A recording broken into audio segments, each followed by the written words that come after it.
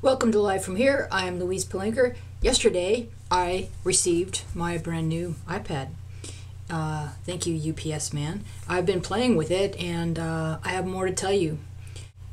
It's my belief that the iPad is going to change the way we walk through the world because it provides an accessibility to content, information, entertainment, etc. And it also provides an integration of all of the above.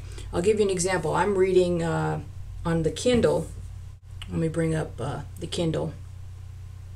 I'm reading the autobiography of Tommy James. So I'm reading about Tommy James and I'm thinking, well, he's talking about a certain song. I'd like to hear that song.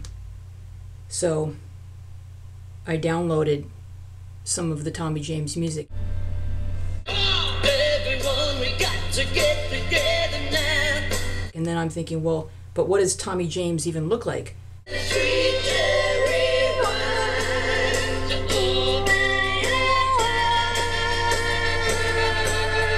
So that's Tommy James. And then I go to YouTube.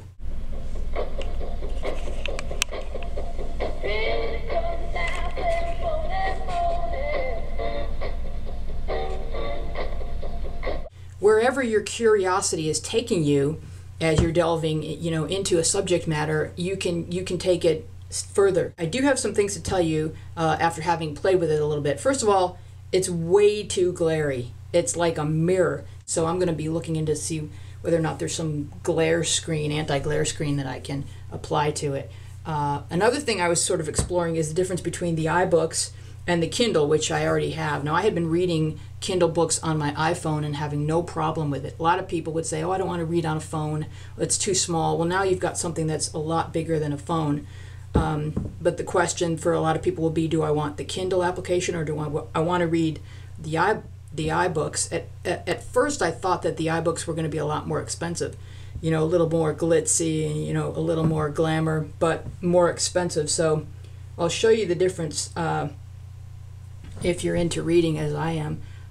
Here you go to what's going to become your bookshelf as you purchase books. The only one I have right now is the Winnie the Pooh that it came with, and it's a great read, but I think I need to go beyond that.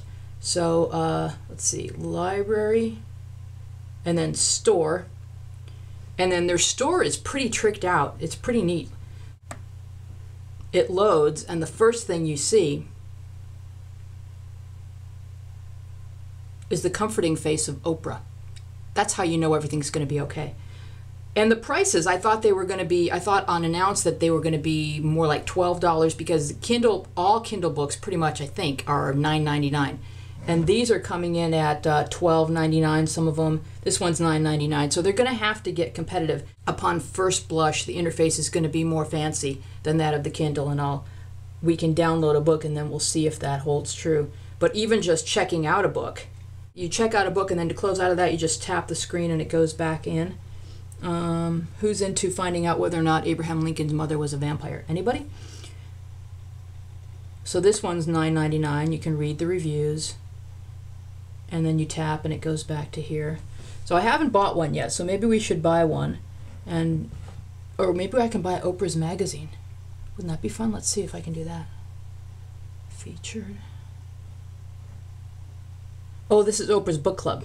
Let's see what Oprah wants me to read. I'm going to select The Measure of a Man by Sidney Poitier.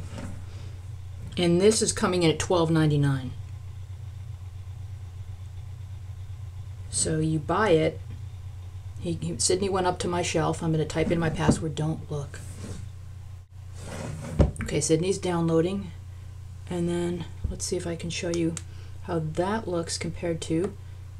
Look how Kindle looks on the iPad. It's pretty great. So this is Tommy James. I'm reading that.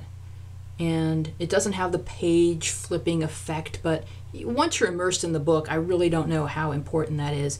And here's the thing that's great about having books on a device like this, is that a lot of people have said to me, oh, I just want to hold a book. I don't think it will ever be the same. It's very important that oh, sorry, iPad. It's very important that I hold a book, and I don't want books to ever go away. And I don't think books are going anywhere in our lifetime. I think what this device does, is it gets people reading who weren't reading a book. They will read on this device, especially kids. It makes the book more accessible. The book is always with you. I've always been a reader all my life, but sometimes life gets in the way of reading, and there are other things that are pulling at you.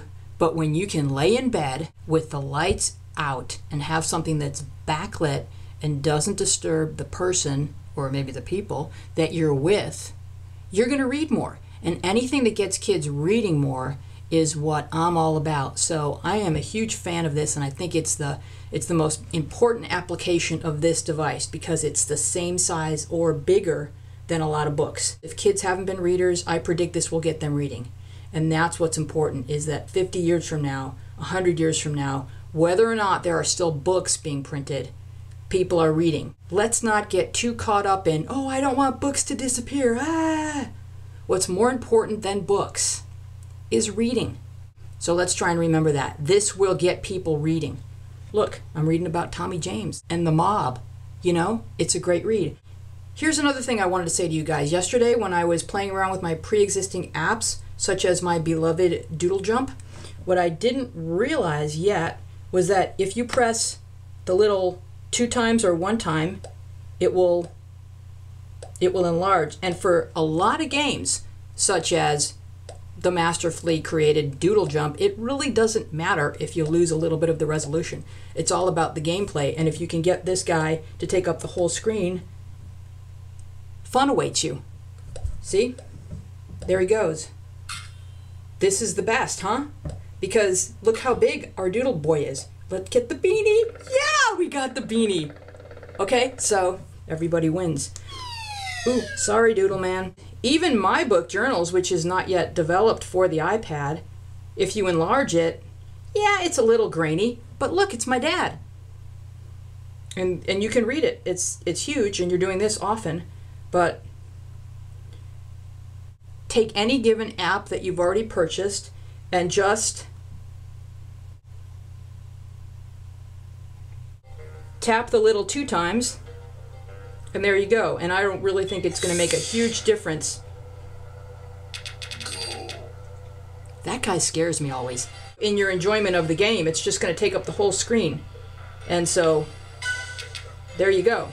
Oh, the other thing I did last night was I downloaded some new apps that were just for the iPad, and I decided I would take a stab at Civilization. And I guess people have been playing this game for 10 or 30 years or something, but I don't understand it. So if anybody knows how to do it, it looks like it could be pretty cool. I don't understand how to play this game, and it was expensive. So that one I don't know if I'm going to be getting to. But here's what I'm talking about. Yeah, ladies, some Diner Dash. Okay.